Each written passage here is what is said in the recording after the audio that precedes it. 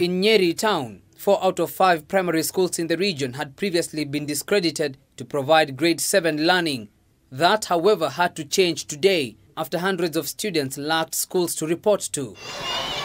Still in the same region, private schools seem to have been ready for the junior secondary school kickoff, as was witnessed in other regions. Tumeregister wanafunzi karibu 100 na tunatarajia kuwa tunaregister wengine about 120 of them. We found it fit to bring our children next to their peers. They have labs, they have their facilities, the classes.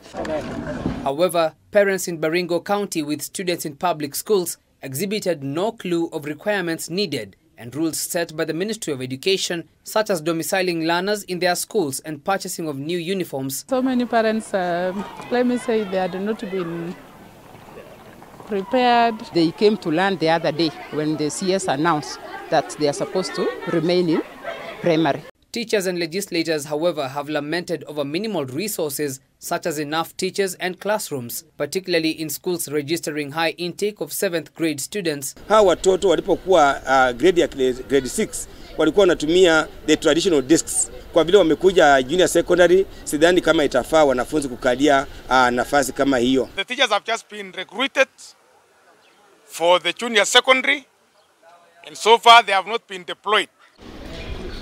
For private schools with low intake, such as Paul Thomas Academy in Murang'a County with only 60 grade 7 students, transition has been efficient. This characteristic cuts across multiple private schools.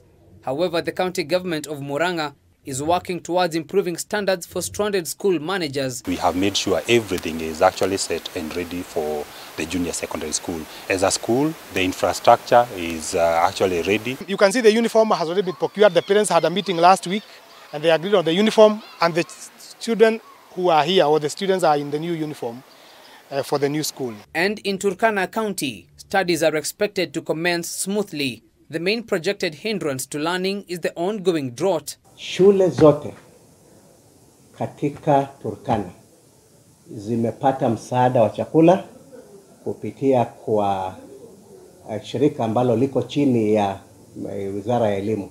Kwa hivyo hakuna mahali popote ambapo utasikia katika shule ya kwamba hakuna chakula. Ben Kirera, K24, Nairobi.